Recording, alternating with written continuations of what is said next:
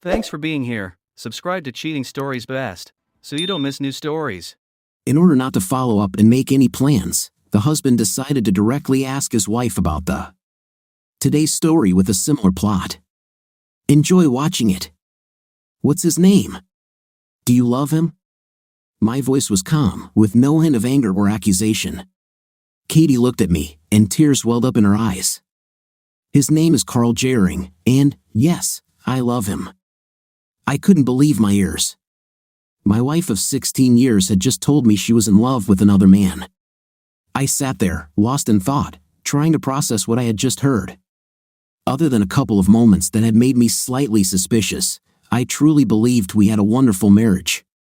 We seemed deeply in love, had 2 amazing children, and what I thought was a fulfilling relationship.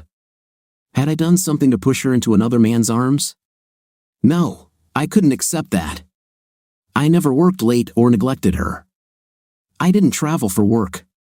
We both had full-time jobs and shared household responsibilities.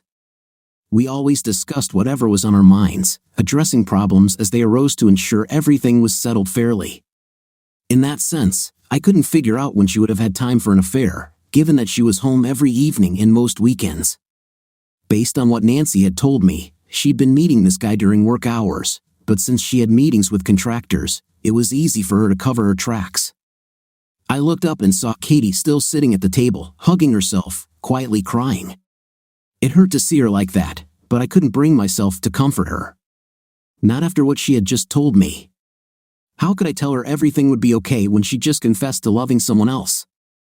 How long? I asked, my voice rising slightly. I didn't even try to hide the anger now. She took a deep breath, her body shuddering. 6 months. 6 months. My wife, the love of my life, had been seeing someone else for 6 months. How could she fall in love with someone in such a short time?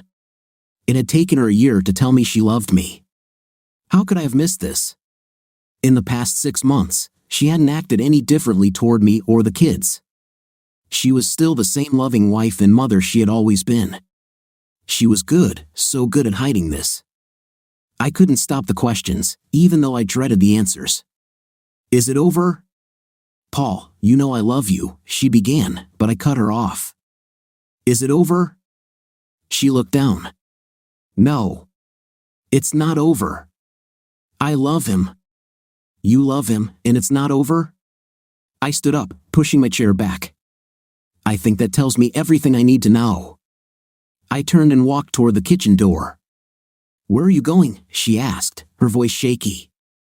I'm not going anywhere, I said without turning around. You are. Paul, what are you talking about? Let's be real, Katie. You just admitted you're in love with another man, and you're still seeing him. What choice do we have? We have options, Paul. We need to talk about this. No, Katie, we don't. Not tonight. I sighed heavily. I'm angry and shocked right now, and any conversation we have would only make things worse. We need time apart to think clearly. You need to leave. Her sobbing grew louder, but I stood firm, waiting for her to respond. She didn't. Instead, she buried her head in her hands. Katie, where are the kids? She wiped her eyes with the back of her hand and took a handkerchief from her pocket, blowing her nose. They're with my parents for the weekend. Did you forget? Todd and Evelyn picked them up this afternoon. Right. I forgot. I paused. That's for the best. She looked up, confused. What do you mean? I think you should stay at your parents' place this weekend. It'll give us the space we need and keep the kids from being upset. Why should I go to my parents' house? Because, Katie, we need time to process what's happened. We can't do that living under the same roof. Since this situation is your doing, it's only fair that you leave. Paul, please. Can we talk about this? Katie pleaded.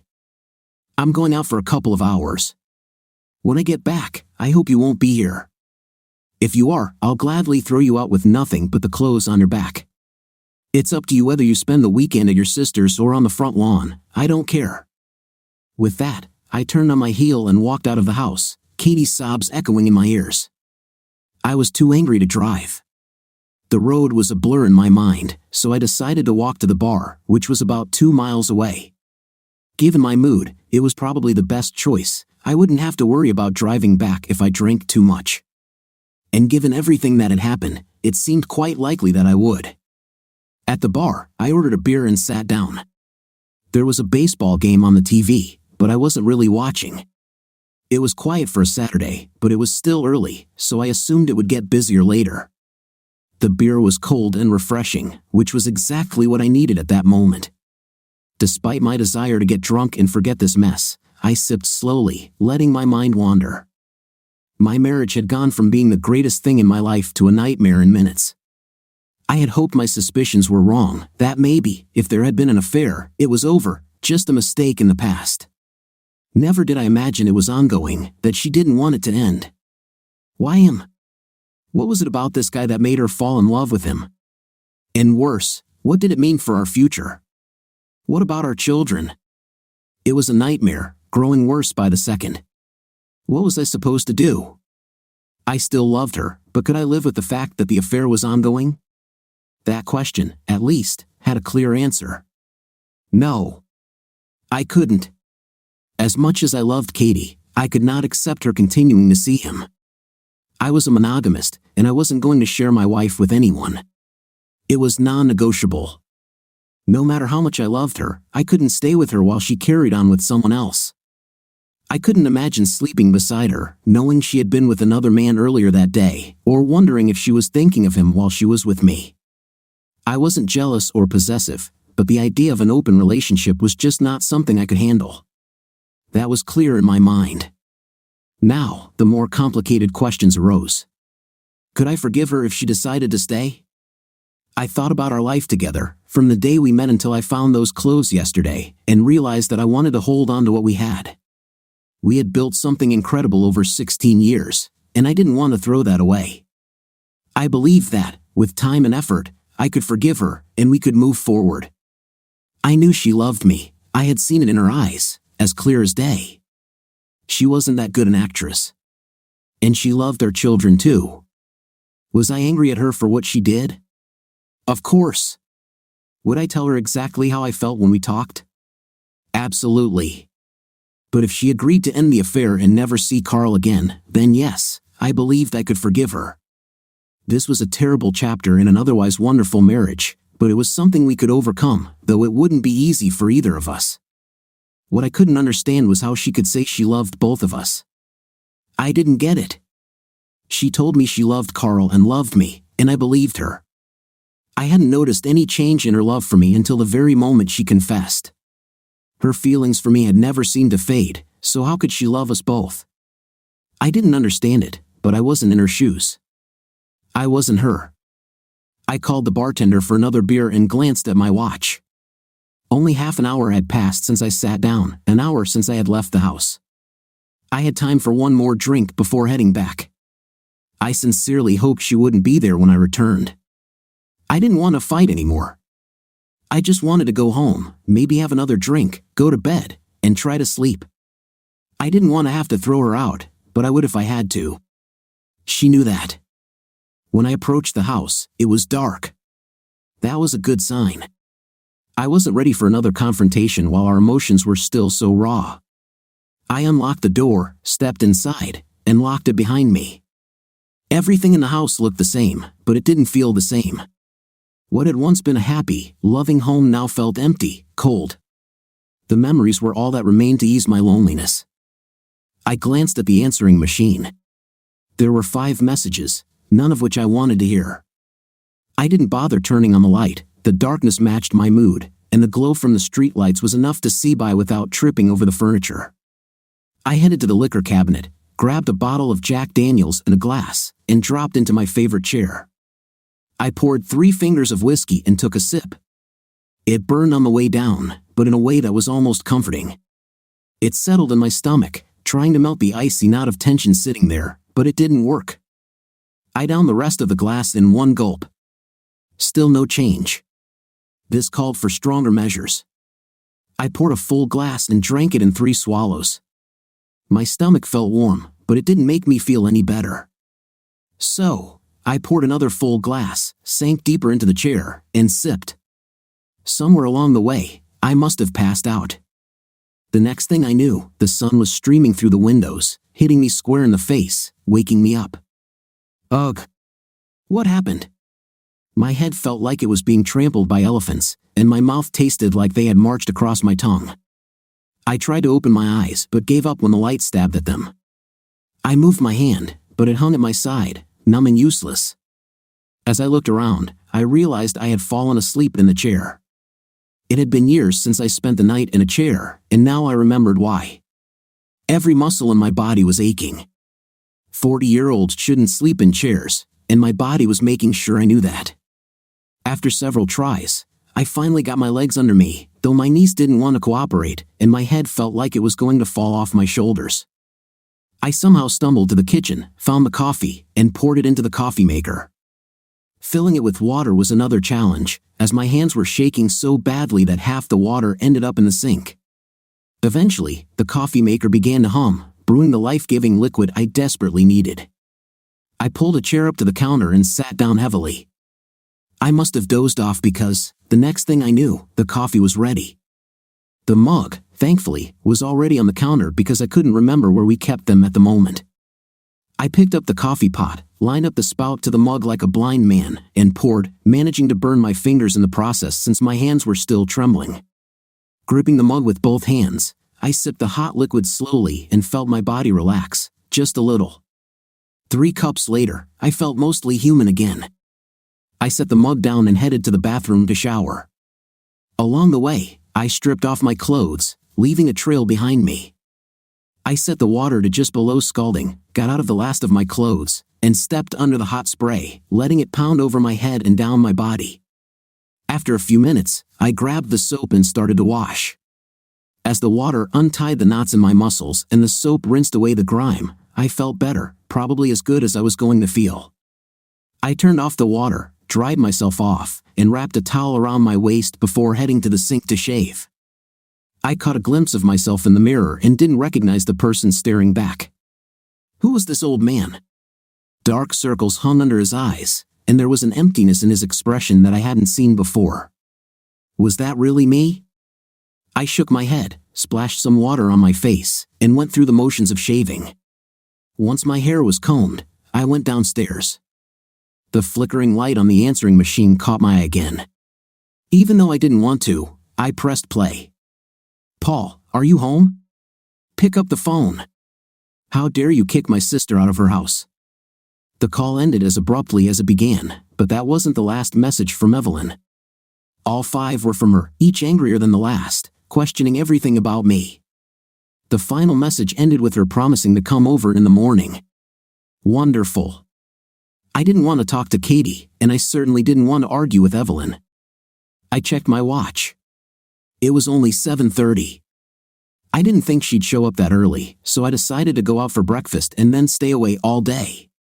Of course, the road to hell is paved with good intentions, and my plan to avoid Evelyn didn't work. While I was looking for my keys, there was a loud knock on the door. "Paul, open the door right now. I'm not leaving until you talk to me, and I'm sure you don't want me to wake your neighbors." I sighed and opened the door just as she was about to knock again, nearly hitting me in the chest. "Good morning, Evelyn. Would you like to come in?"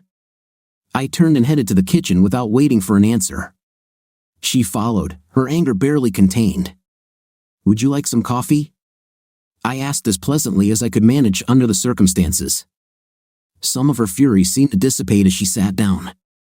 "Coffee would be good. With milk and sugar, please." I placed the mug in front of her, grabbed the milk from the refrigerator and the sugar from the counter, and set them down. Then, I sat and waited for her to make her coffee. She took a sip and began, "Okay, Paul, why did you kick Katie out?" "She didn't tell you?" "No, all she did was cry and say how sorry she was, and that she didn't want to lose you. I couldn't get anything else out of her for hours. I finally gave her a sedative and put her to bed. I tried calling you after she arrived, every 15 minutes for an hour before I gave up. So, please tell me what's going on. Maybe I can help." I had always liked Evelyn. She was as sensible as anyone could be, so I decided to be as straightforward as possible, given that I didn't even know all the details myself. Katie cheated on me. The mug slipped from her hands and rattled on the table.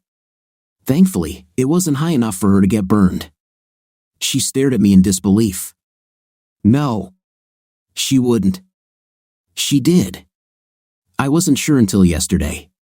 When I got home, I asked her straight out, and she admitted it. I stared at the table, giving Evelyn time to process what I had just said. Oh my God. I didn't think she'd actually do that, she whispered so softly I almost didn't hear her. What did you say? Did you know about this? I asked more harshly than I intended. She blushed, picked up her mug again, and took another sip before speaking. Not exactly. I didn't know about that specifically. But about 6 or 7 months ago, Katie told me she saw an old friend from school. I don't think she ever told you about Carl, but she was really in love with him when they were young. There was even talk of marriage. I never knew about it. I knew she had boyfriends in college before we met, but I didn't know there was anyone serious. Oh, it was serious. Carl's family moved shortly after they graduated, but they kept in touch, promising to be together as soon as they could. That went on for over a year until one day, the connection just broke. She tried to find him, but his father passed away, and they moved again without leaving any contact information. She was devastated. She really believed they were meant to be together. I was worried she'd do something drastic, so I sent her to a psychologist. Gradually, she pulled herself out of that hole. And then she met you. I had never seen her happier. It seemed like she'd put Carl behind her, remembering him fondly but not living for him anymore. Evelyn paused, and I poured her more coffee, waiting for her to continue. Then, as I said, 6 or 7 months ago, she told me she saw Carl in town and had coffee with him. The way she talked about him, it was like she was back in her teenage years. I warned her not to keep meeting him. I told her she's a married woman now, with 2 beautiful children and a husband who'd do anything for her. I reminded her to stop chasing fantasies before she ruined her marriage and family. She paused again, moving her mug. I remained silent, waiting. When she left, she thanked me for being a good sister and for reminding her of what she had. I thought I had gotten through to her. She seemed fine after that, and I soon forgot about the conversation. She didn't seem different, and I guess you didn't notice anything either. So, I never brought it up again. Now, I regret not talking to her more about it. I didn't even tell Todd about it. God, I feel so guilty. It's not your fault, Evelyn. She didn't show any signs at home. Honestly, if I hadn't noticed that mark, I wouldn't have suspected anything either. A mark? Evelyn's eyes widened. Yeah, a couple of weeks ago, I walked into the bathroom while she was getting dressed and saw a bruise on her chest. She told me some lame excuse about getting hurt at work, but she looked guilty. Then, I found out about an incident at a motel with a woman and a man who were clearly more than just friends. She lied about it, and that's when I started to worry. Yesterday, I got the final proof. I found underwear in a bag in the trunk of her car. Evelyn's eyes softened. That could have been a surprise for you. It could have been, but the underwear clearly wasn't meant for me. Oh, she said quietly, her face falling. My thoughts exactly. So, where do we go from here? Last night, I asked her who it was and if she loved him. She told me it was Carl and that she did. I was furious, and instead of doing something I'd regret, I told her to leave. She's the one who made the choice, so I thought it was only fair she should go. I see your point, Paul. I wish I'd known that last night. I wish you'd called me back. I didn't want to talk to anyone yesterday, Evelyn. I wasn't sure if the calls were from Katie, so I ignored them and got drunk. If you'd come 5 minutes later, I wouldn't be here. I was planning to be gone all day. I didn't sleep, so I left early. I asked Todd to take care of the kids, so Katie wouldn't be disturbed when she woke up. Are you ready to talk to her? She'll probably want to once she finds out I was here. I guess so. At least she stayed away for a little while longer. It's still so fresh that I'm not sure I won't lose my calm again. You know I love you, Paul. You've been a wonderful husband to my sister. I couldn't have chosen better. I'll talk to her today, make her tell me everything this time, and then see what happens. If I feel like she's not ready to talk to you, I'll tell you. I'll call later today, no matter what happens." She stood up, walked over to me, and kissed me on the cheek. "Thank you for your support, Evelyn. I love you too. I really hope everything works out, but I have a bad feeling. I'll be waiting for your call. I need to pick up the kids from their grandparents at 5 o'clock, so please call before. I'll have to come up with some excuse for the kids if she's not home. Hold on, Paul. I'll talk to you later." I went to breakfast and then spent the day doing chores in the garden. Evelyn called around 3 and said that Kathy would be staying with them for a few more days. She asked if I could find someone to take care of the kids for a while. I thanked her for her efforts and asked my neighbor, Mrs. Kelly, if she could watch the kids for a few days while I was away. When she asked, I told her that Katie had gone to her parents.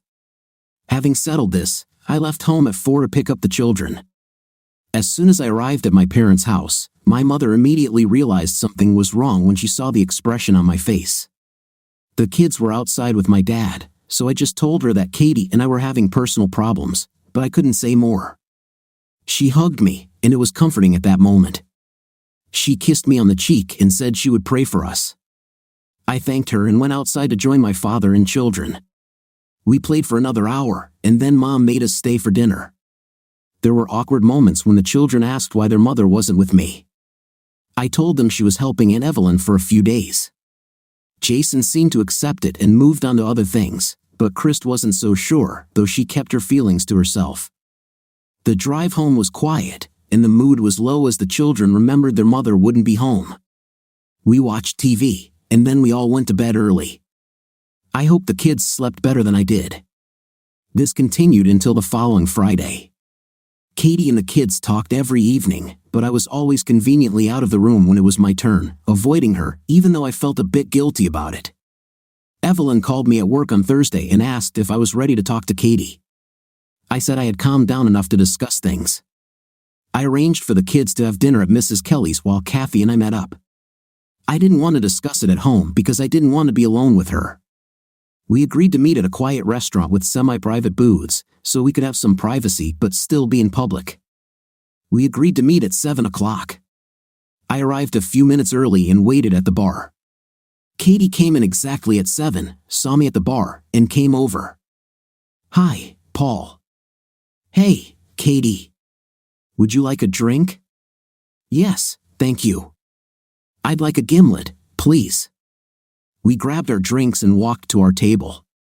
I asked the hostess to give us as much privacy as possible, so she seated us as far away from others as she could. We were given menus and left alone. No one would have guessed we had been married for 16 years based on the way we behaved with each other. We looked at the menu, trying to decide what to order, barely saying a few words to each other. Luckily, the waitress came, and we ordered. We were left alone again. I spoke first. "You look beautiful today, Katie." She looked at me, barely holding back tears. "Thanks, Paul." "Look, I'm sorry." "Katie," I interrupted, "I don't want to discuss this right now. Let's wait until we eat." I don't want to be constantly interrupted by the waitress. "Sorry, Paul. I won't bring it up again." We sat in silence until the salads arrived, then again until the main courses came. Finally, we finished eating, though neither of us ate much. I realized I could no longer put off the conversation.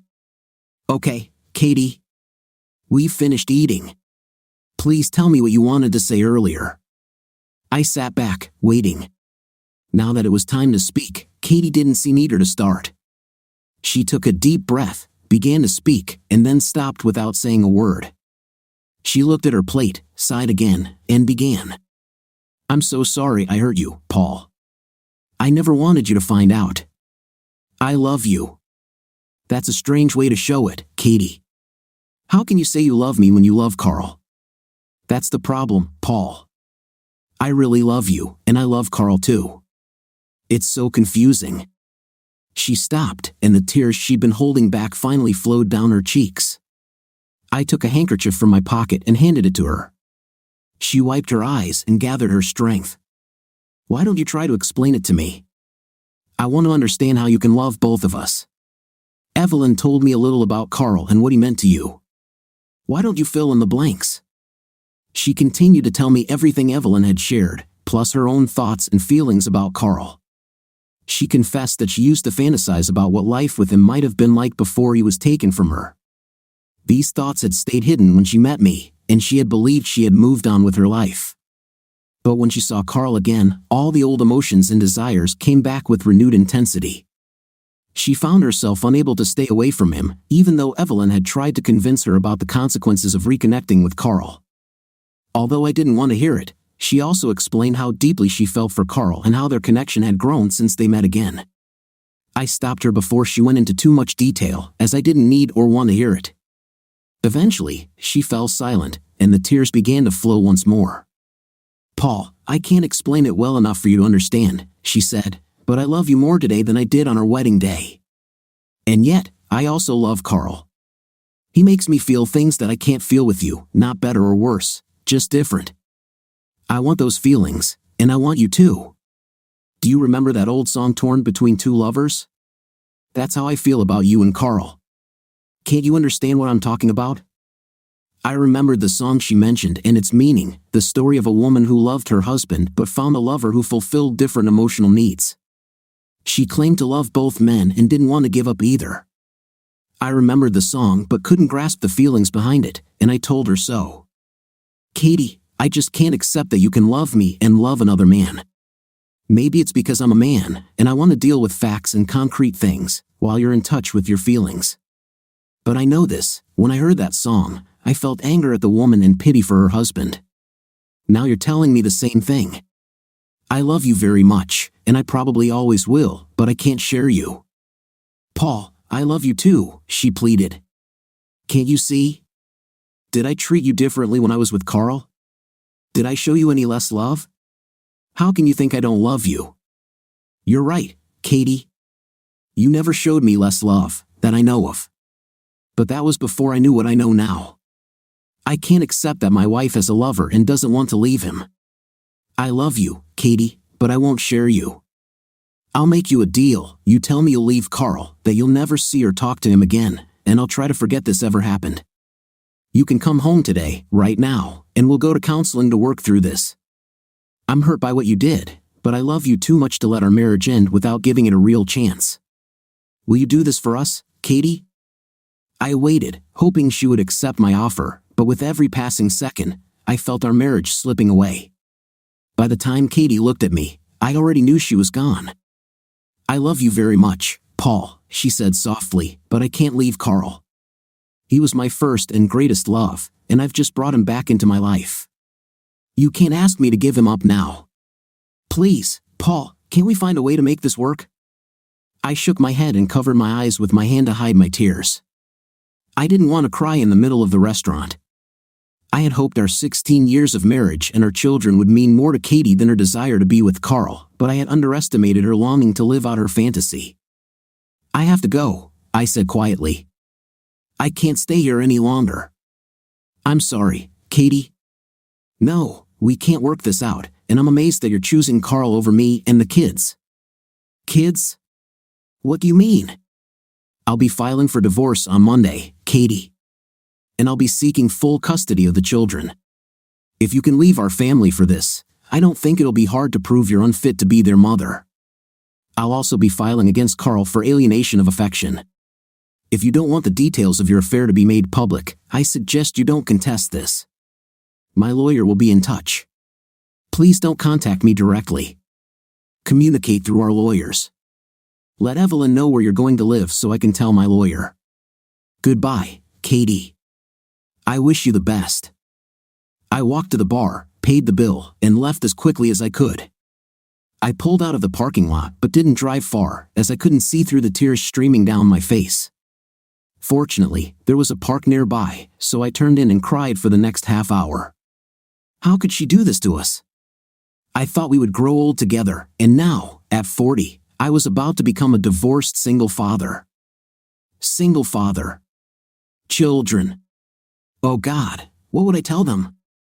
I needed to pick up the kids from the neighbor's house since I had told her I wouldn't be staying out late. I found some tissues in the glove compartment to wipe my face, since I had given Katie my handkerchief.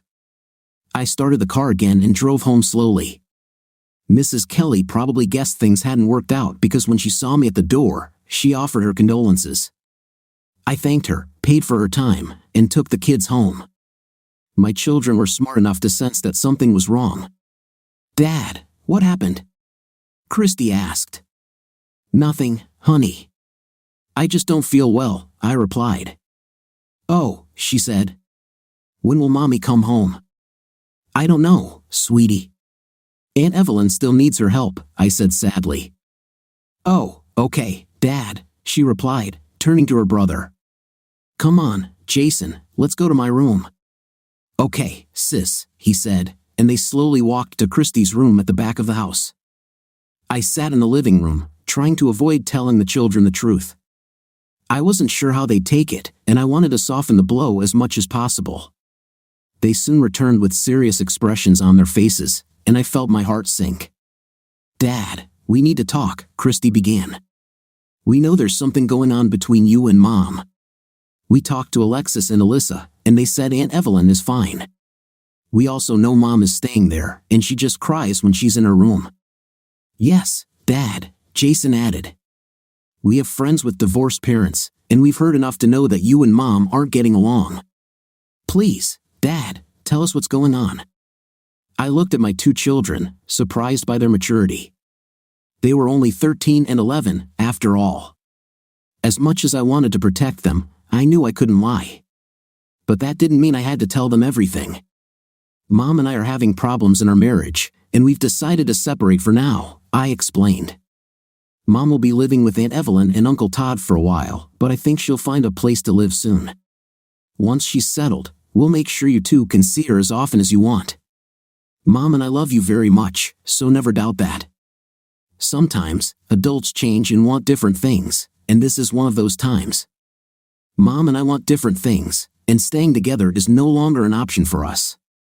I'm really sorry, kids." Christy and Jason ran to me, and I hugged them tightly. I tried to hold back my tears, but I wasn't entirely successful. Soon, all three of us were crying. We hugged and kissed each other until I was too exhausted to continue. My daughter spoke first. "We know you love us, Dad. We love you too. Don't worry, Dad. We can handle this. You'll see." "Yes, Dad," Jason said. "Don't worry. We can help around the house more. Everything will be fine." I was moved by their strength and understanding. I had to calm them down, and they helped calm me as well. "Thank you, kids. You're right. Everything will be fine. It's getting late. Why don't you get ready for bed, and I'll come by in a few minutes to say goodnight." "Okay, Dad," Christy said, and she and her brother went to their rooms. On Monday morning, I arrived at the office early to get some work done, planning to leave early for a meeting with the lawyer. I had called a few friends who had gone through divorces for recommendations and was given the name of a tough lawyer known for handling custody cases for fathers. I wanted full custody but aimed to be fair about visitation and property division. I managed to schedule an appointment for the same day. After spending an hour with the lawyer, I felt confident about getting what I wanted. Returning home, I found Evelyn waiting for me on the steps. "How did you know I'd be here so early?" I asked her. "I called your office," she explained. "They told me you had an appointment and wouldn't be returning to work. I assumed you'd gone to see your lawyer and would come back after that. I wanted to talk to you before the kids come home." I opened the door and invited her to sit on the sofa. "Can I get you something to drink?" "No, thank you, Paul," she said. "I wanted to tell you how sorry I am that this happened.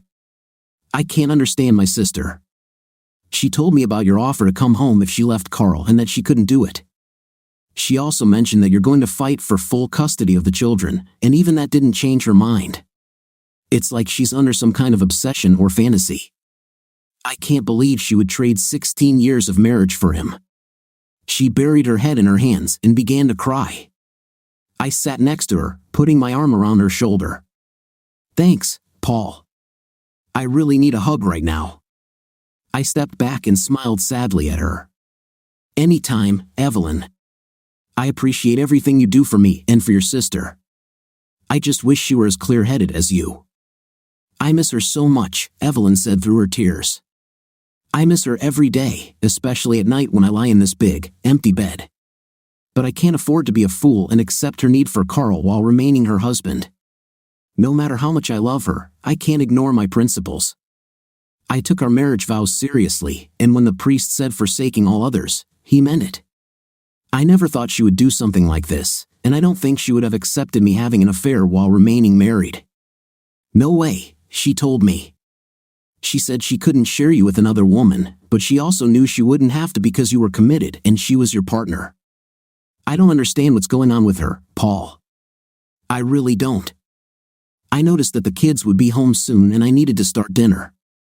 Evelyn, will you stay and have dinner with us? The kids will be here soon, and I need to start cooking. No thanks, Paul. I need to get home and feed my kids too.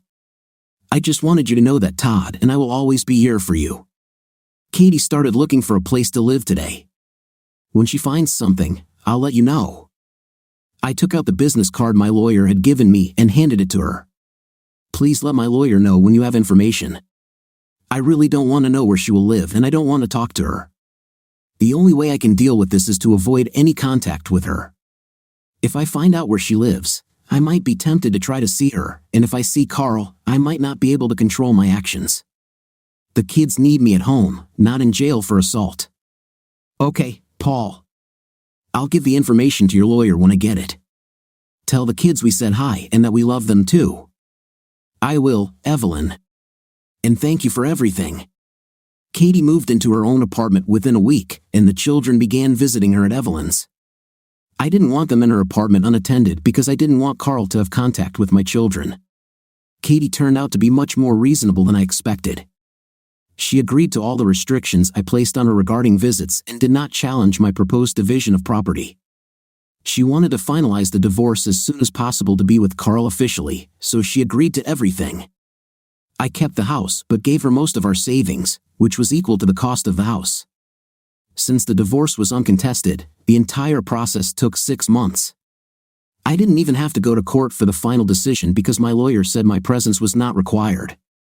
I didn't really want to see Katie again. Every time I thought about her, I became depressed, and doubts about what I could have done differently returned. Todd, Evelyn, and even the children told me that there was nothing I could have done to influence Katie's actions. Her infatuation with Carl was too strong, even stronger than her attachment to the children. I could never understand how she could give up custody of her children for this man, and I probably never will. Christy, despite being only 11, took on the role of a woman in the house. She had always been mature for her age, but when her mom left, she took over running the house, at least when it came to her brother and me. I hired a woman to do the cooking and cleaning, but Christy took charge so that Jason and I weren't lazy when things needed to be done. She reminded me of my mother, but in a good way. No matter how hard I tried to hide the true reason for the divorce from Christy and Jason, news travels fast, and bad news travels even faster. One evening shortly before the divorce was finalized, Christy walked into the office where I was reading the newspaper. "Dad, can I talk to you for a minute?" she asked. "Of course, honey. Anytime." Dad, Jason, and I talked, and we don't want to visit Mom anymore. I was shocked to hear this, as I had tried very hard not to say anything negative about their mother. "Why, honey? You know that your mother loves you very much. It would be very painful for her if you stop visiting her. We know that Mom left you for another man," Christy said, "and that she agreed to full custody so she could be with him. How can she say she loves us if she left us for another man?" I didn't know what to tell her. I hadn't planned on having this conversation for at least a few more years. I lowered my head, sighed, and looked into her eyes. "Just because your mother doesn't live with us doesn't mean she doesn't love you. Circumstances change in people's lives. Men and women grow apart. It has nothing to do with not loving your children when they can no longer live together." "Who told you that Mom left us for another man?" Christy asked. "Dad, we're not stupid. You and Mom seemed so in love, and then one day, Mom was gone. Something big had to happen, and it had to be Mom's fault because she left home. If it were you who messed up, you wouldn't be here. Plus, kids hear things even when we shouldn't. When Mom went to live with Aunt Evelyn, our cousins overheard the adults talking and told us. How can you say that Mom loves us if she left us for another man? Christy asked again. I sat there stunned. Here I was thinking that Todd, Evelyn, and I were so careful not to talk in front of the children. I guess I should have realized that I couldn't hide it forever. All I could do now was try to convince her to keep in touch with her mother despite her feelings of rejection and abandonment. Even though you think that this is the reason Mom left us, you should know that she has never stopped loving you and will never stop loving you. She believed that it would be better for you and Jason to live in our house with me rather than moving to be with her. I don't want you to stop seeing your mom. It would be wrong to punish her because she and I can't live together anymore. I won't force you to see her if that's your wish, but I ask you to think about it. I hope that after this, you will want to continue to see her, no matter what she or I have done. She stood there for a few seconds, considering my words. She fidgeted with her legs and lowered her head, but soon looked up again with a slight smile on her face. Okay, Dad, we'll think about it. Thanks for being honest with us. She kissed me on the cheek and went to her brother's room, presumably to tell him about our conversation. Our life entered a new routine, and the children continued to visit their mother. In fact, they started staying over at her place, although Jason liked it less than Christy. For me, weekends and holidays when Katie had the kids were difficult. The house was very empty these days, so I tried not to spend much time at home. I started working every other Saturday and spent the rest of the weekends with my parents. My mom and dad found it a double blessing. They were happy to see me more often, but the reason for this made them sad because they saw how the situation was affecting me. I began to understand my father better over those years as I joined him on his morning walks around the neighborhood. He basically let me talk, which was good because I needed to speak up but didn't look for solutions since there weren't any. My social life also decreased dramatically. I felt uncomfortable at parties and meetings without a date. Our friends continued to invite me to events, and when there were family gatherings involving children, I tried to attend them to maintain the usual rhythm of the children's lives. There were also well-meaning friends and relatives who brought single women to these events, introducing them to me. I tried to date someone, but it was too early for me. I wasn't ready for a new relationship, as I still missed Katie. I wasn't enjoying these dates, so after a few unsuccessful attempts, I asked my friends to stop trying to set me up with someone because I didn't want to waste anyone's time. Thankfully, they agreed and stopped trying. As I started avoiding events to prevent being set up with someone, my social activity further decreased. My mom noticed that I spent too much time alone, whether the kids were home or not, and suggested that I take up a hobby or a class, something I'd always wanted to do but never had the time for. I knew I needed something to occupy my time, so I started looking for courses at a local college. I found several courses that could improve my professional skills, which served a dual purpose. Despite my attempts to avoid news about Katie and her activities, some rumors did reach me. The kids were great, they rarely mentioned their mother except when talking about their weekends. However, when I was at Todd and Evelyn's house for family gatherings or holidays, I couldn't avoid the rumors. There were too many people who knew both of us to expect them not to talk about the situation. Although they usually tried to avoid the topic in my presence, I still overheard a few things. I learned that Katie got married shortly after the divorce and seemed happy in her new life. I was glad to hear this. Despite my feelings about the divorce, I still loved Katie and didn't want her to be unhappy with her choice. She left me for her fantasy, and as strange as it may sound, I wanted her fantasy to become a reality. I think I really loved her. It would be better for her to be happy with someone else than unhappy with me. As Jason grew older, his school and extracurricular activities began to take up more of his time, causing him to visit his mother less and less. After all, what high school student wants to spend the weekend with his parents when there are so many other things to do? Not visiting his mother didn't mean he spent more time with me, so I didn't gain much from it, but I understood. My son played on the basketball team in the fall and the baseball team in the spring. He was also an active participant in school government, which also took a lot of time. Christy was also active in school activities but still found time to visit her mother. I believed it was important for her to have a female influence in her life, and who better to provide that than her mother. I heard about their shopping trips and girl talk together, and it made me happy that she had such a good role model. I could see that Katie was trying to show Christy that a loving relationship with a good man is great, but not something she should pursue right now since she is too young to date. Katie and I emphasized the importance of education and school activities, and it paid off. Christy went out with friends, but only in a group, which reduced the pressure that might come from one-on-one situations. All things considered, my children grew up just as I had hoped. I was proud of them and often told them so. I started dating again about 2 years after my divorce. I had stayed away long enough and felt the need for companionship at least occasionally. My friends introduced me to some wonderful women, and I began dating a few of them. Going to the cinema, having dinner, attending concerts, and other events was much more enjoyable with a partner. Despite my efforts to be honest about my expectations for relationships, some women were disappointed when they wanted to take things to a more serious level. I had to gently remind them that I was only looking for casual dates. These conflicts usually led to us parting ways as friends, as I felt uncomfortable wasting anyone's time. Then, when I least expected it and wasn't actively seeking it, love found me. I went to the dentist for my semi-annual checkup, and there was a new hygienist there to clean my teeth. She looked about my age, around 40, with short brown hair and dark chocolate eyes. But what really struck me was her smile. Working in a dental office, she naturally had good teeth, but her smile was so genuine and warm that it made me happy just to be around her. Since she was working on my teeth, we didn't have much time to talk. I noticed she wasn't wearing any wedding rings, which was a positive sign. I learned that she had started working there 2 months ago, had a son about Jason's age, and had been divorced for 10 years. She seemed to enjoy our brief conversations, so I gathered my courage and invited her to lunch the next day. To my surprise, she agreed, and I went home that evening with a newfound sense of excitement.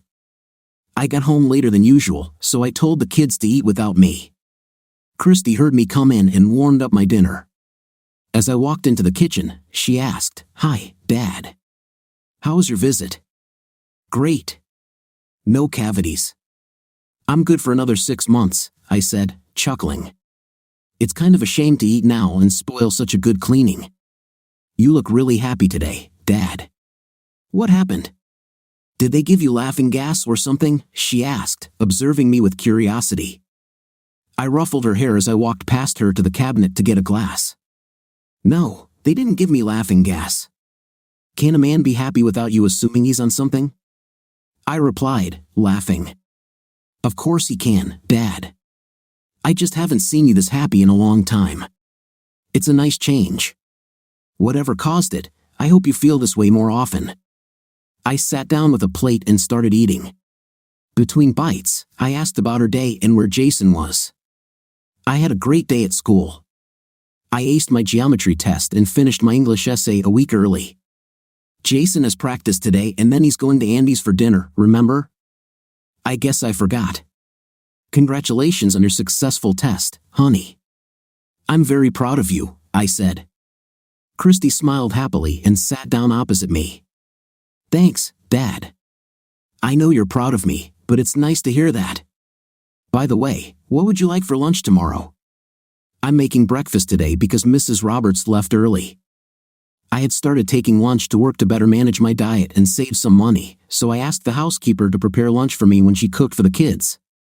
I don't need lunch tomorrow, honey. I have a lunch date." "A date?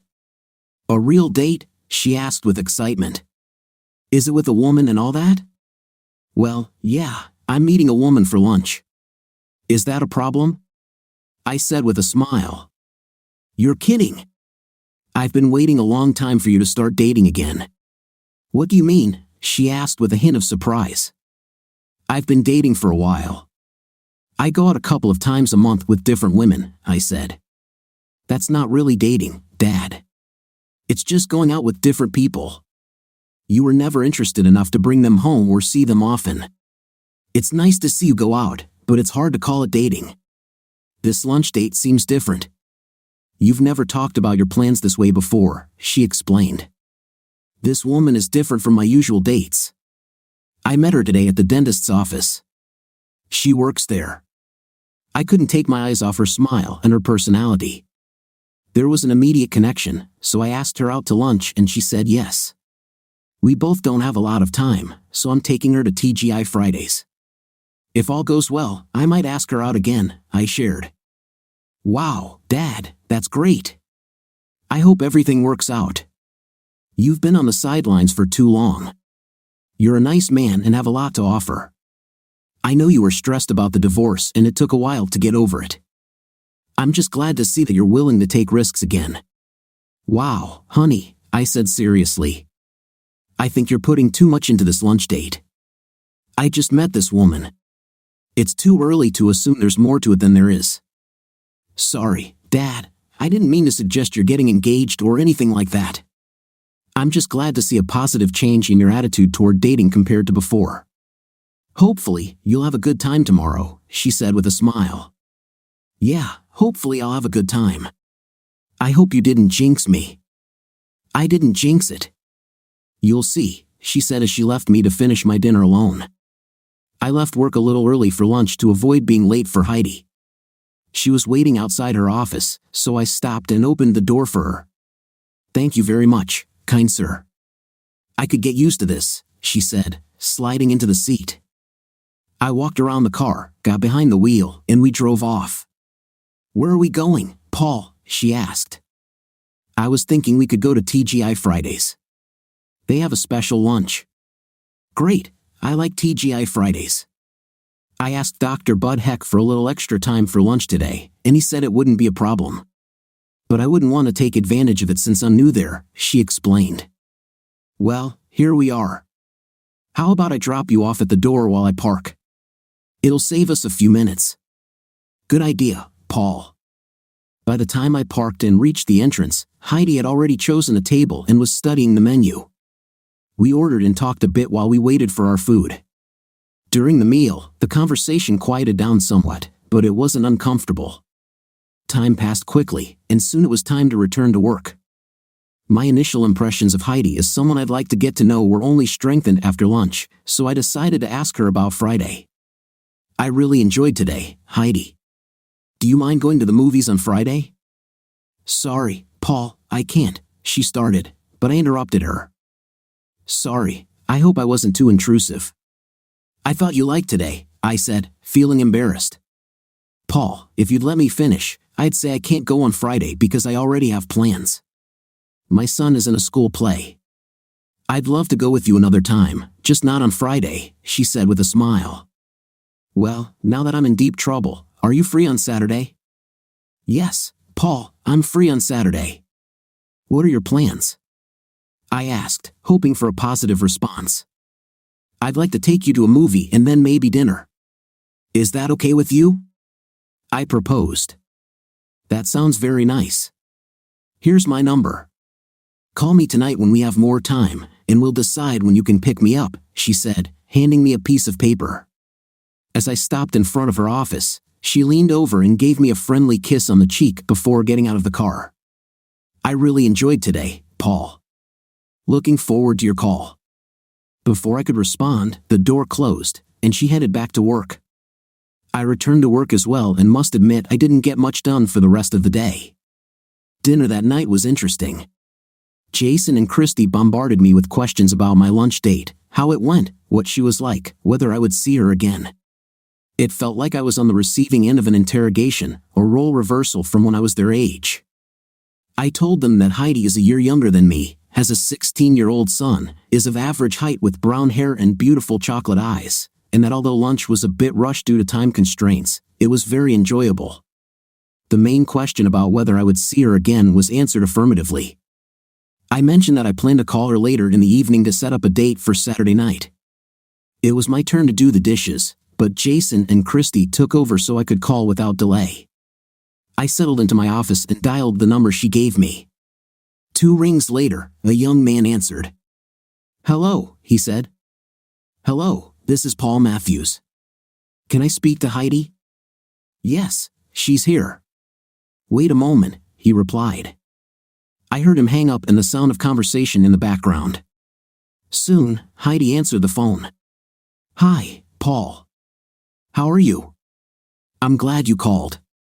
Do you have time to talk? Hey, Heidi. Things are going great now that I'm talking to you. I'd love to chat if you have time. I have time. James is doing his homework, and even if he wasn't, I might lose the phone to him once in a while, she said with a smile. I know what you mean. I have 2 teenagers at home and often have to negotiate for phone time. I understand that feeling well, Heidi said. So, Mr. Matthews, what are your plans for Saturday? We spent the next hour finalizing our plans for Saturday and chatted about various topics. Time flew by, and it was time to end the conversation. We said goodbye, looking forward to Saturday. I walked out into the living room where Jason and Christy were watching TV and sat down with them. As soon as I sat down, the TV was turned off, and 2 pairs of eyes were fixed on me. Well, they asked in unison. I decided to pretend not to understand what they were talking about. Where are you taking your lady on Saturday? You can't keep it a secret after we took your turn to do the dishes so you could call, Jason said. We're going to an early movie and then a late dinner if you must know, I said with a smile. Wow, a movie and dinner, right? Christy said. Sounds safe enough for a first date. I don't think you can get in trouble with a plan like that. In trouble? Me? I haven't been on a date in a while, so I forgot how to get in trouble. Let me tell you, I'm a gentleman when it comes to dating. I can provide recommendations, I said, pretending to be offended. I hope you're not too much of a gentleman, Dad, Christy grinned. You won't have much fun if you're too proper. Sorry, Christy, but I don't like where this conversation is going. Suffice it to say, for the first date, I plan to be a gentleman. I think Heidi will appreciate it. And I'll remember this conversation when you start dating, young lady, I said with a smile. Forget what I said, Dad. Being a gentleman is a great idea, Chris said guiltily. On a serious note, since it's your weekend with Mom, I'm assuming you'll be leaving Friday night like usual? Yes, Dad, Christy replied. It's a shame I won't be here to wish you luck, but I'll call before you go out.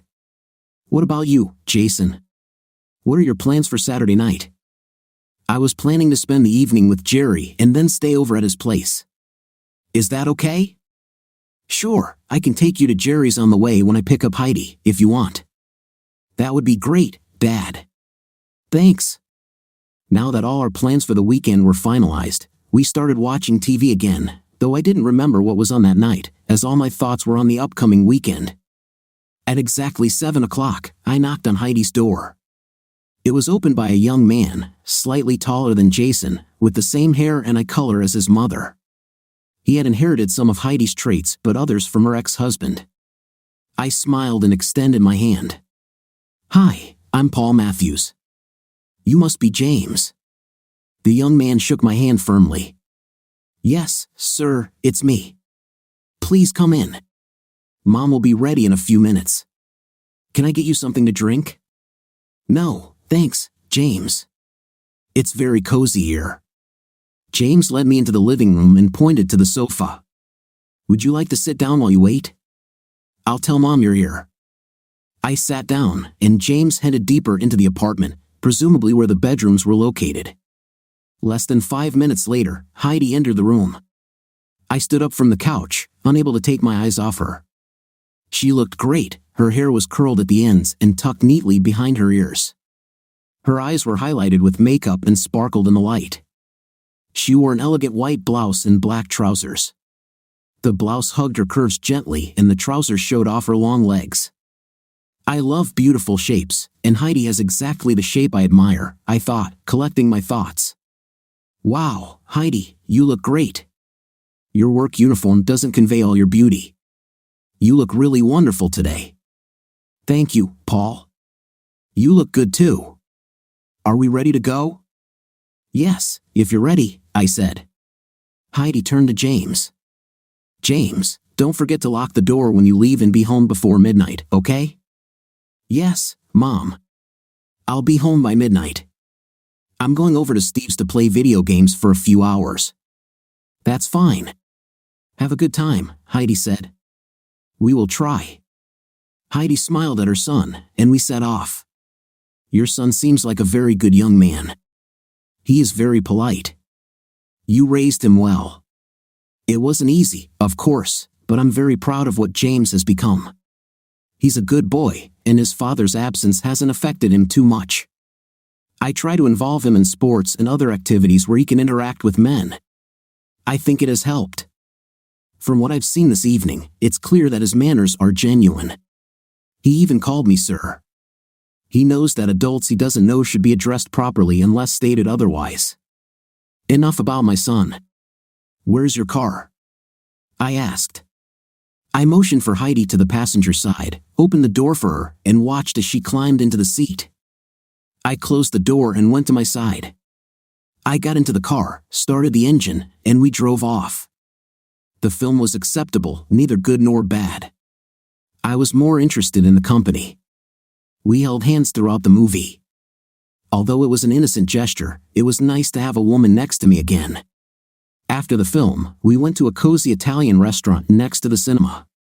I chose this place because of its reputation for good food and its tables spaced far enough apart to allow conversation without the risk of being overheard. Additionally, a small band played there on Fridays and Saturdays, so if all went well, we might dance after dinner. We made small talk while waiting for the waiter to take our order and continued the conversation until our dishes arrived. I ordered a bottle of wine for dinner. So, Heidi, are you enjoying the evening? Very much, Paul, she smiled. I don't go out very often, so I really enjoy it, especially in such great company. If you don't mind me asking, how is a beautiful woman like you still single after all these years? I don't mind. My husband left when James was only 6. He didn't feel the need to pay child support, especially after his girlfriend got pregnant, so I didn't have a lot of free time. I worked 2 jobs for several years trying to make ends meet. Then I got certified as a dental hygienist, which helped financially, and I quit my second job. It also freed up my time for James, and I tried very hard to raise him right. Sure, I had dates, and friends and family tried to set me up, but men weren't interested in a woman with a child for long. Those who were interested were only looking for a short-term relationship. I never found the right man, and over time, I stopped looking. What about you? How is it that a handsome man like you is still single? I wasn't sure how open to be but decided that honesty was the best policy, so I took the plunge. I've only been divorced for about 2 years, so it hasn't been that long.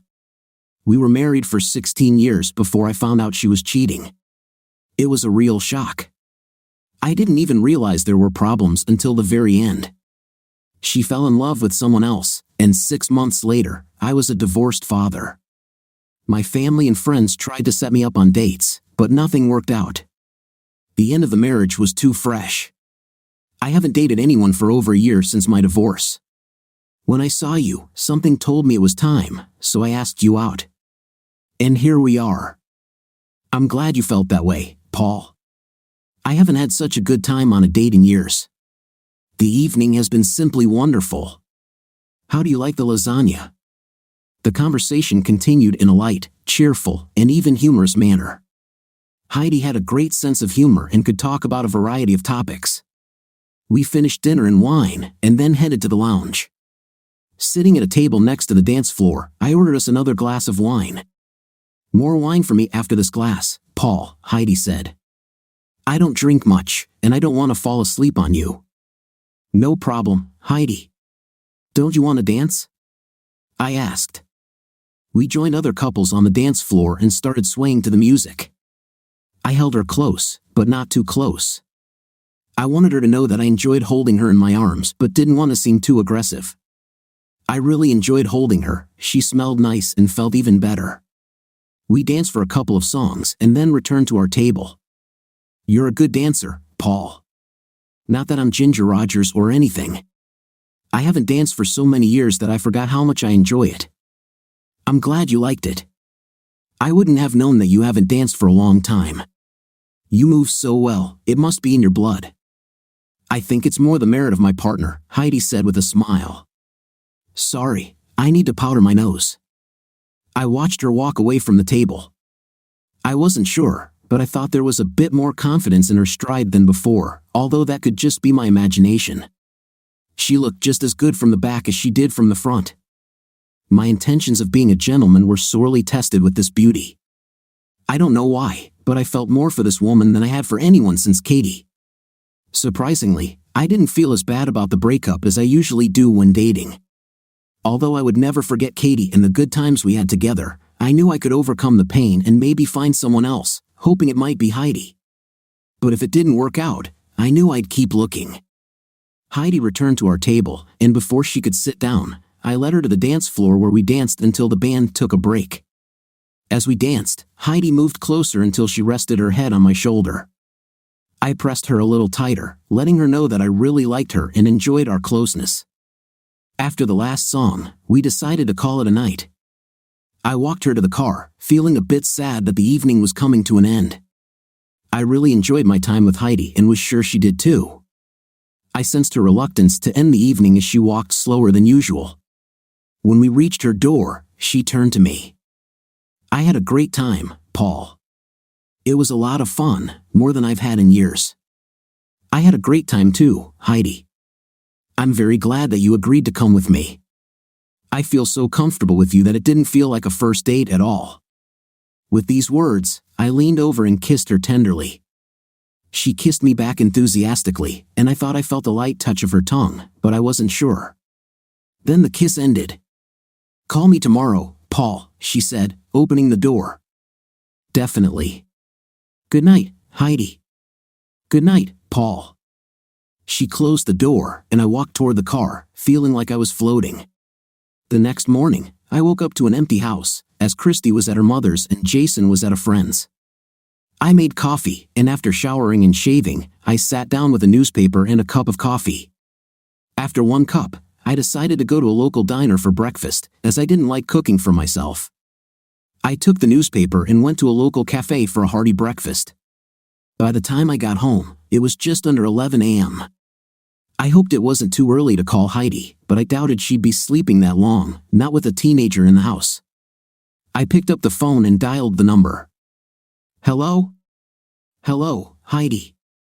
I hope I'm not calling too early." "No, I got up a long time ago." "I'm so glad you called. Thank you for a wonderful evening yesterday. I really enjoyed it." "Me too, Heidi." "Believe me," I paused, then decided to ask, "Hey, are you free this afternoon for a walk through the forest preserve? I think today is a beautiful day for it." "That's a wonderful idea, Paul. I love walking in the forest. There are great hiking trails there. What time do you want to go? How about I pick you up in an hour?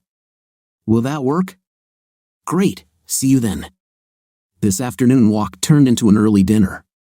In the evening, I couldn't stay too long since both Christy and Jason had to be home by 6. As expected, I received the 3rd degree from my children regarding the date when they found out I was with Heidi again in the afternoon. They were both very pleased. "Heidi seems like a very good woman, Dad. Do you think you'll see her more often?" Christy asked. "I think so, dear. I really like her. She is smart, funny, and pleasant to talk to," I said with a smile. "So when will you see her again?" "Probably this weekend, but we haven't made any firm plans. I'll definitely talk to her later in the week." "When can we meet her?" "Not soon, dear. I don't want to rush things. She has been divorced for a long time, more than 10 years, and I don't want to rush. I'm not very sure about this dating thing either. Let's wait a few months before I bring her home, okay?" "Okay." "Hey, Dad, I hope you continue seeing her at least for a while. You look happier than you have in a long time, and I want that to continue. I love you, Dad. I want to see you happy." "Thank you, dear. I appreciate it. I really feel better than I have in a long time. I want this to last, but I need to go slow. We both do. I hope you understand." "I understand, Dad." "I understand," Christy said. I turned to my son, who had been surprisingly quiet during this conversation. "How do you feel about this, Jason?" "I think it's great that you're going out again, Dad. Heidi seems like a really nice woman. I want to meet her too, but I can wait until you are ready, and so is she." Thank you, son. I'm glad to hear you two are okay with me dating again. After all, for the last few years, it was just the three of us. I want you two to be included in decisions regarding our family. You always did that, Dad, Jason said, and you're doing it now. You deserve adult company, and if that means you spend time with Heidi and not with us, we understand. We are growing up, you know. We have our own things to do. We don't want to see you lonely. Don't feel guilty about dating again, Dad. We love you and want to see you happy. I couldn't speak right away, a lump came to my throat. I had wonderful children. What father could ask for more? Thank you, Jason. I appreciate it more than you can imagine. How about a family movie night?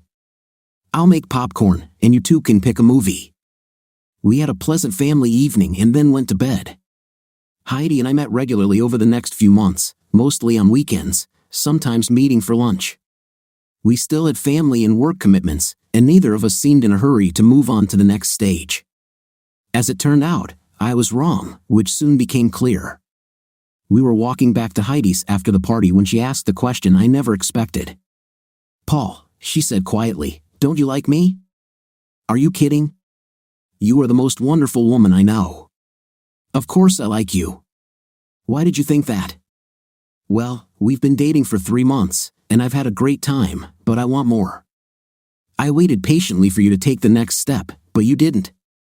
I know you're a gentleman and I appreciate that, but I'm wondering if you're attracted to me enough to want to take it to the next level. To say I was stunned would be an understatement. I didn't want to push her too hard since she hadn't dated in a while, and now she wanted more than what I was giving her. I had to calm her down right now or risk losing her. Heidi, I'm so sorry.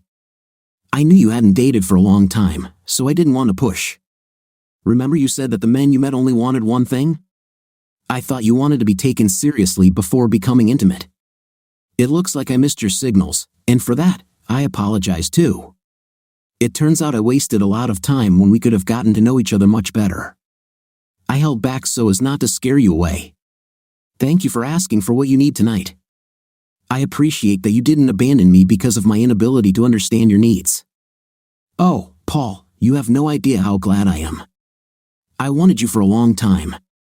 Not as long as you wanted me, but for a long time. It seemed like my signals were too subtle, or we had both been out of practice for so long that we missed each other's signals. Do you really need to go home tonight? I really want you to stay. James is visiting a friend for the weekend, so I have the apartment to myself. Wow, now that everything is clear, things are moving very quickly. I need to get some things and call the kids to let them know I won't be coming home. Other than that, I don't see a problem staying. I have an extra toothbrush, and you can use Jan's robe in the morning if you want. Call your kids as soon as we get in. I don't think I can wait any longer. I pressed the gas pedal a little harder, and we soon found ourselves in Heidi's apartment. While Heidi went to the bathroom to freshen up, I called home. Hello? Hi, dear, Christy answered. Oh, hi, Dad. Why are you calling? Everything is fine, honey. I just wanted to let you know I won't be coming home tonight. I didn't want you and your brother to worry. Well, finally, Dad. I was already wondering when you would spend the night with her. Oh, not you too. Heidi mentioned something similar earlier, which is why I'm calling. Well, have a good time, Dad, and don't rush back. Jason and I will be fine. I will, dear. Good night. I hung up and stood there for a few minutes, collecting my thoughts. At the beginning of the evening, I couldn't have imagined that a few hours later I'd be standing in Heidi's living room, planning to spend the night. I was quite nervous. I hadn't been with a woman since I asked Katie to leave over 2 years ago. I hoped I wouldn't embarrass myself. I knew that old skills would quickly return, but the lack of recent experience might affect me. Heidi's voice pulled me from my thoughts. Paul, where are you? I'm waiting for you. I'm coming, I replied, heading deeper into the apartment. I realized I had never been here before. Although we had spent a few evenings on her couch kissing, we had never gone any further. I worried that Heidi might think I was not interested in her beyond a physical sense. As I got to know her better, I wanted more than just a physical relationship. I wanted her to love me, and I wanted to see if I could love her too. I found her bedroom easily. By the light of the candles burning in the room, Heidi laid her head on my chest, and I felt her tears. Heidi, did I do something wrong? Why are you crying? No, you didn't do anything wrong, she said, her voice trembling. Actually, you did everything right. I'm crying because I'm happy. I hope I don't scare you, but I think I love you. Hearing this didn't frighten me. On the contrary, it made me very happy. I felt more and more for her every day, and now that she expressed her feelings, it was easier for me to respond. You didn't scare me, Heidi. Actually, I'm very happy. I think I love you too. I know we're both a little scared about it all, but I know I want to be with you and explore our relationship further. I didn't think I'd ever feel this way about a man again after 10 years of being alone. I almost didn't accept your invitation to lunch that day. But something deep down made me say yes, and I'm so glad I did. I'm much happier now since I met you.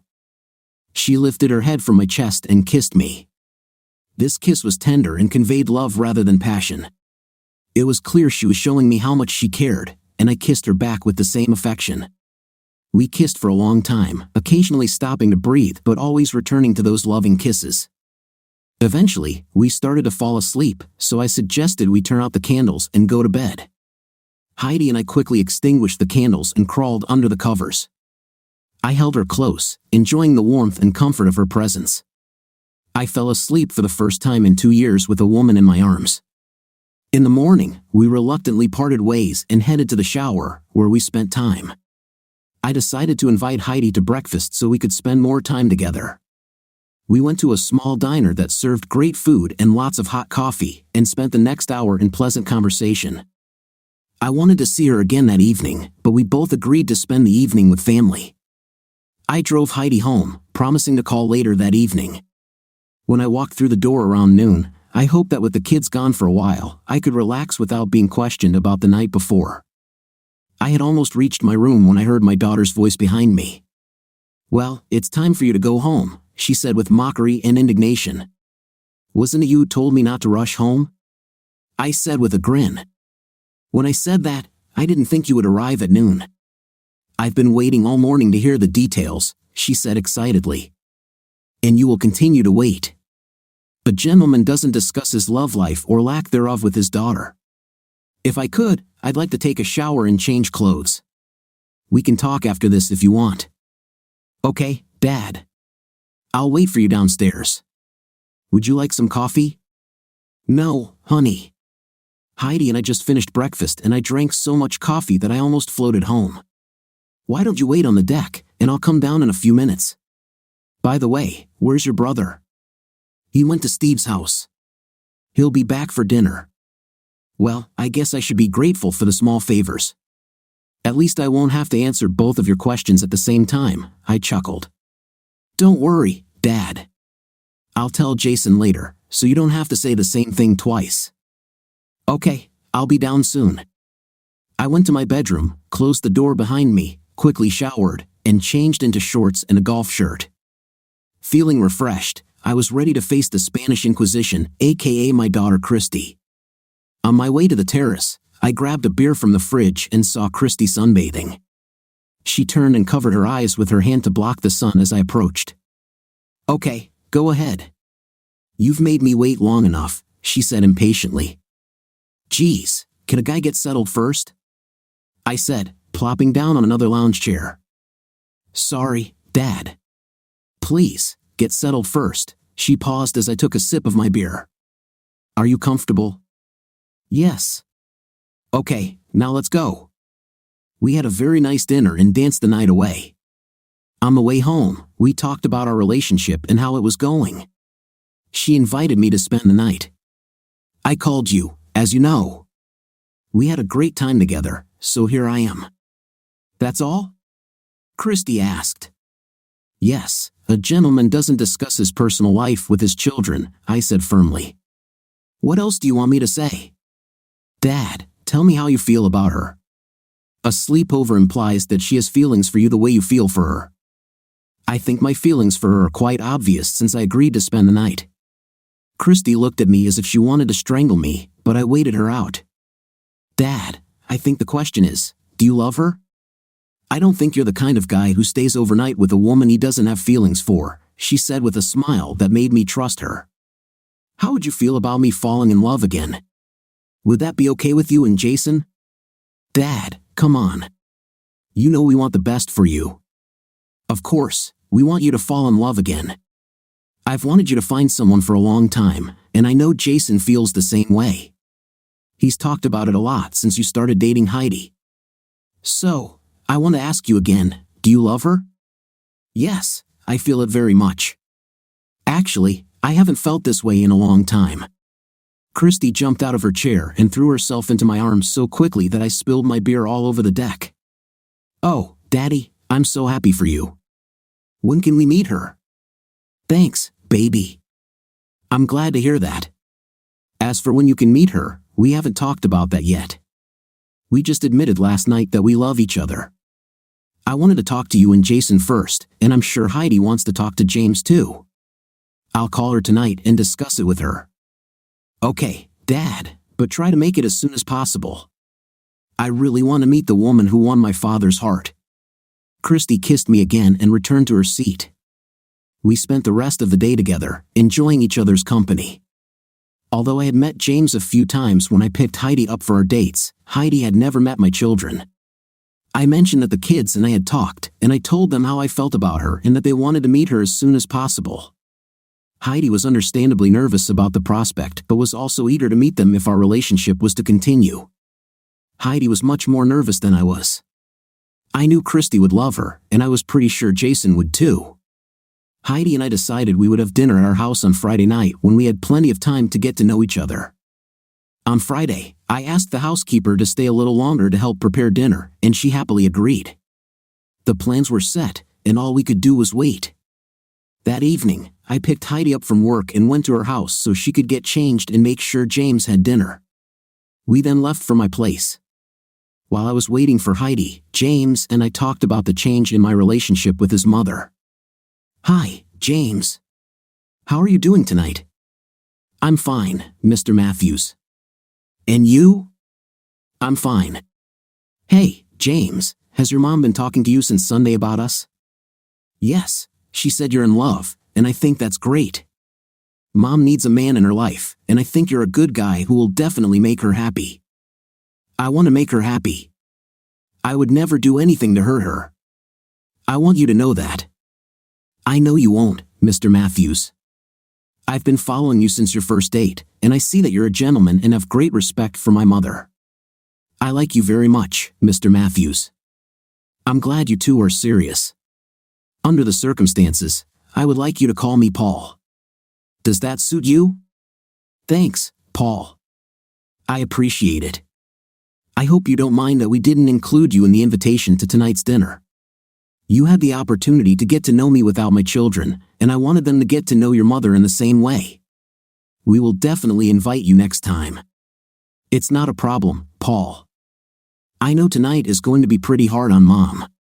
Meeting new people is always important to her, and I don't want her worrying about how I'm getting along with your kids while she's meeting them.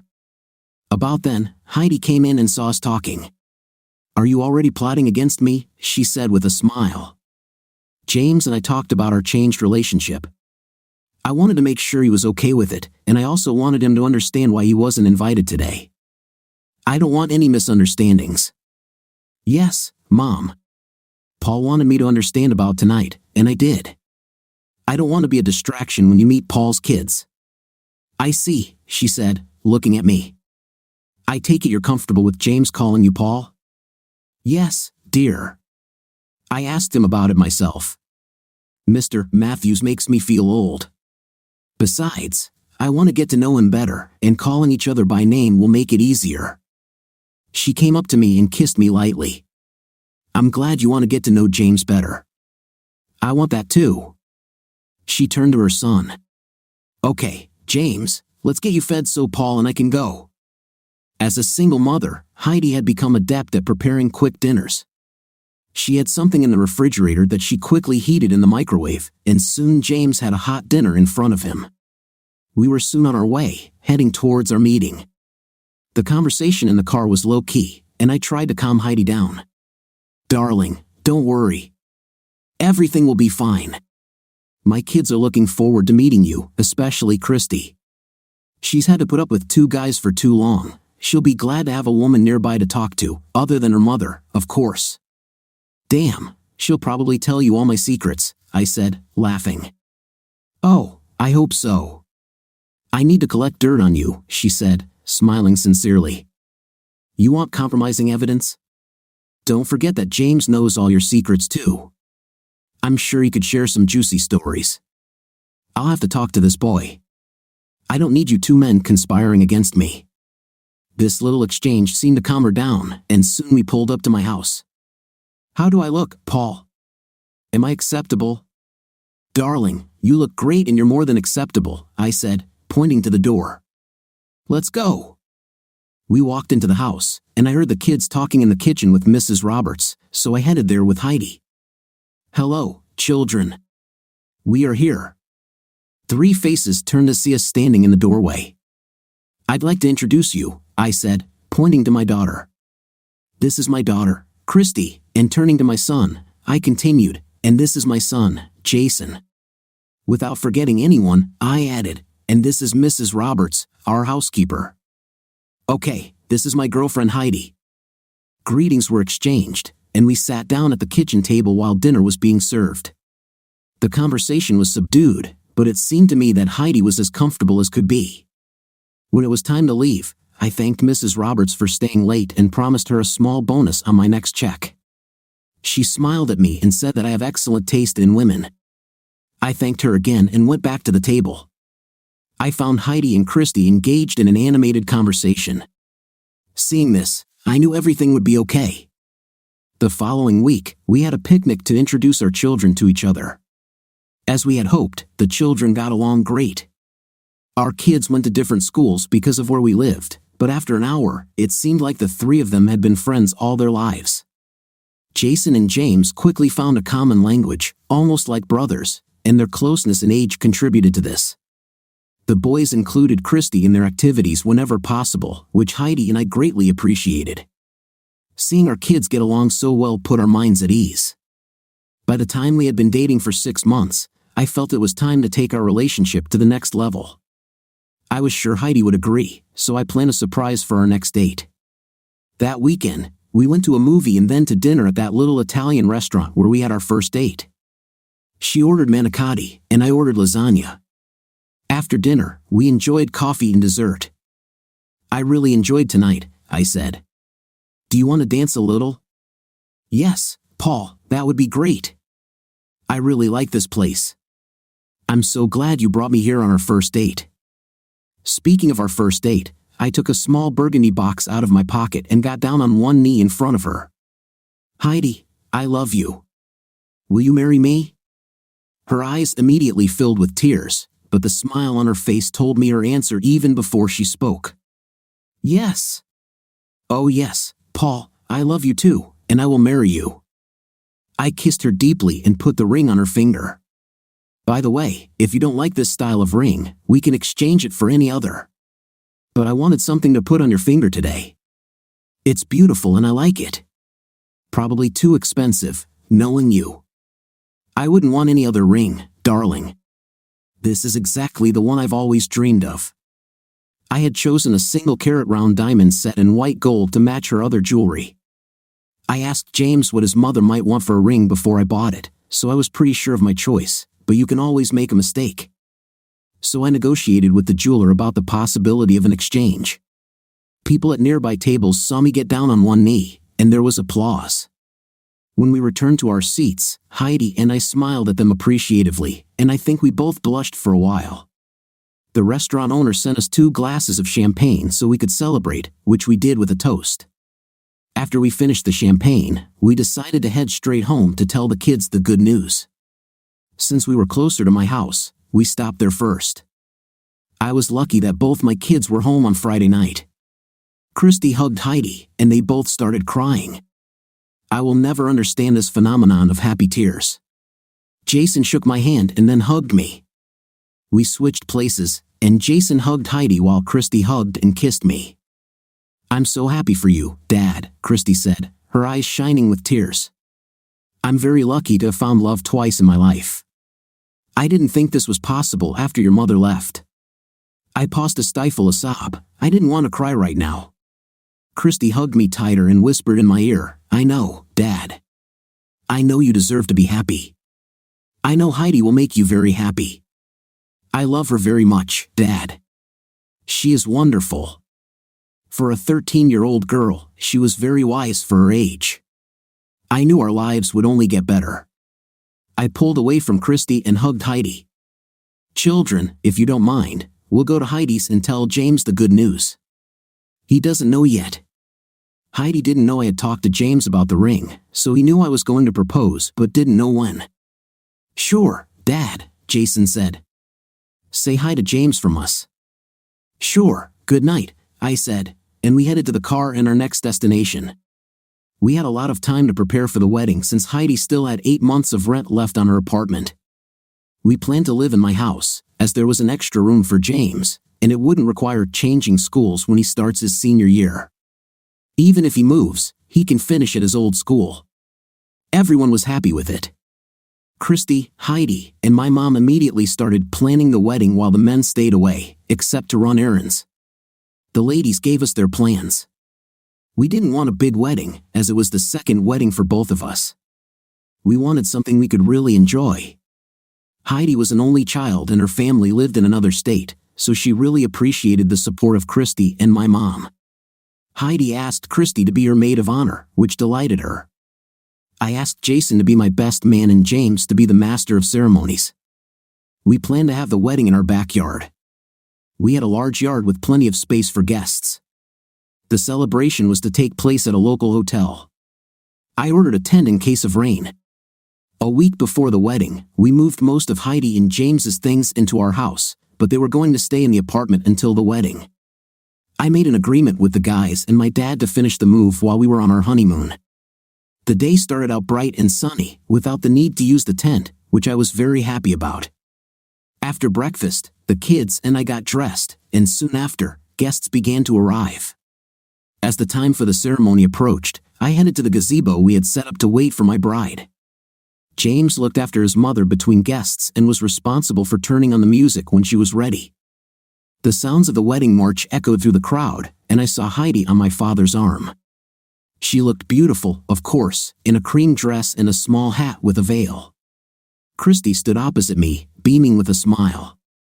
She looked like an angel, and I couldn't be prouder of her. Jason stood next to me, looking like a man in his tuxedo. The ceremony was simple, and within half an hour, we became husband and wife. The bridal party and our parents stayed for photos while the guests made their way to the hotel. After the photographer finished his work at home, we also went to the reception. The limousine stopped at the entrance, and I got out of the car and then helped my wife out. I took Heidi's hand, and as we approached the door, a woman came into my field of vision. I stopped dead in my tracks. Standing in front of me was a woman I hadn't seen for a long time, Katie, my ex-wife. I didn't know what to do or what to expect. Heidi sensed my concern and asked what was wrong. I looked at her and smiled as Katie walked up to us. Hey Paul, you look good, she said softly. Thanks. You too. Heidi, this is my ex-wife Katie. Katie, this is my wife Heidi. Heidi extended her hand in greeting. Nice to meet you. Katie took her hand and shook it gently. Nice to meet you, Heidi. Congratulations on your wedding. Thank you very much, Katie, I said. Turning to me, Katie said, Paul, I'll wait for you over there, okay? I nodded, and she turned to Katie again. Thank you for coming, Katie. I'll leave you two for a while. I smiled and squeezed her hand lightly as she walked away to her parents, who were waiting for us. What brings you here, Katie? I asked curiously. Christy said you were getting married today, and I had to come in and wish you happiness. I'm so glad you found someone to love, Paul. I always felt guilty about our divorce and about leaving you alone. You didn't deserve this, Paul, and I'm so sorry for causing you so much pain. She started crying, and I put my hand on her shoulder to provide support. Don't worry about it, Katie.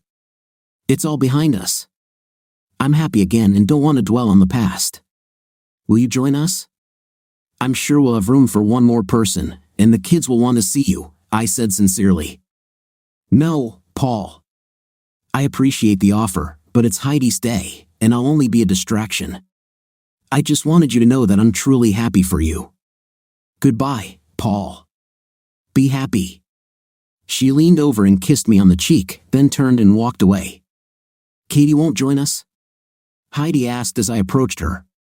No, dear. She just wanted to wish us happiness. She said it was your day and she would only be a distraction. She seems like a nice person, Paul. Of course, she must be like that if she was your wife, she said, smiling and kissing me on the cheek. She's a really nice person, Heidi, except for that one thing that ruined us, I said sadly. Let's go, dear. Our guests are waiting. Married life suited us, and our families blended better than I could have imagined. It seemed like the 3 children grew up together, they got along so well. Sure, there were the usual sibling arguments, but there was never a problem with the kids playing one parent against the other. James graduated from high school later that year and attended the University of California, where he earned an engineering degree. Jason left for college a year later, graduated with honors, and is now a law student. Christy is studying to become a fashion designer. I looked back on the last few years and realized that what I thought was the end of my life, the end of my marriage to Katie, turned out to be the beginning of an even better life. A life where I know I am loved and where I love a woman who is content with me, not because she cannot be with the man she wanted. Don't get me wrong, I loved Katie very much and would have spent the rest of my life happily with her if circumstances had been different. But circumstances turned out differently, and I learned that Katie did not love me as much as I loved her. I am a very happy person. I have found love twice in my life and am grateful for Heidi's love every day. The only thing I don't regret is divorcing Katie. I couldn't share her love with another man, and if the price was loneliness, I was willing to pay it. What many men in my situation don't understand or think about is that you don't have to be alone. Try to be open to new things and don't miss the opportunity to find love. What do you think of our story today? I think the husband did the right thing by asking his wife directly if she had cheated on him. What's your opinion? Let me know in the comments. See you in the next video.